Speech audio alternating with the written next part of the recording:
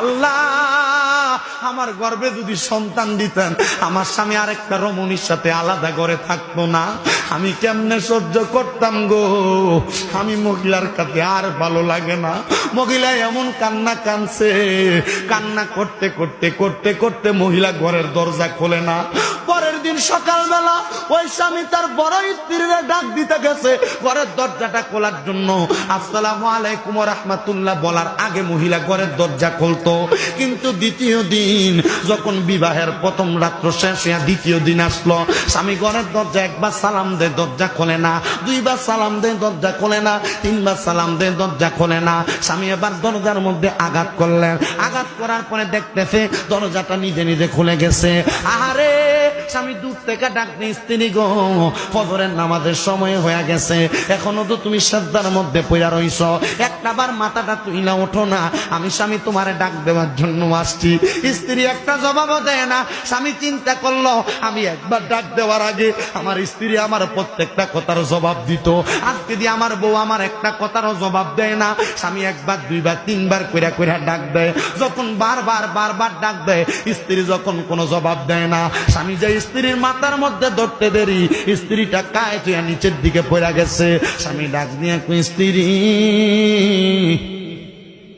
কেমনে তুমি তোমার এই রাত্রিটা যাপন করলা? নাকে মুখে হাত দিয়া দেখতেছে রে। ওই স্ত্রী কোনো কথা কয় না, নিঃশ্বাসও পালায় না। ওই স্ত্রী কান্না করতে করতে আল্লাহর ডাকে সারা দিয়া ইন্তেকাল করছে।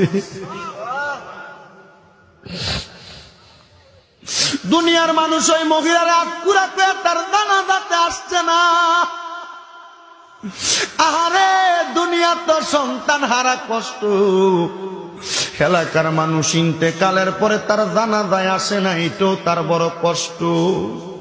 কিন্তু শুনো রে, ওই মহিলাটার মনে কষ্ট নিয়ে যদিও মহিলাটা ইন্তেকাল করছে, ওই মহিলাটার জানাজার নামাজ তার স্বামী নিজে পড়াইয়া যখন বাড়িতে আসছে, রাত্রবেলা ঘুমাইছে, পরের দিন ফজরের নামাজে মসজিদে যায়া দেখে মসজিদের মধ্যে মুসল্লি আর মুসল্লি দেখা যায়।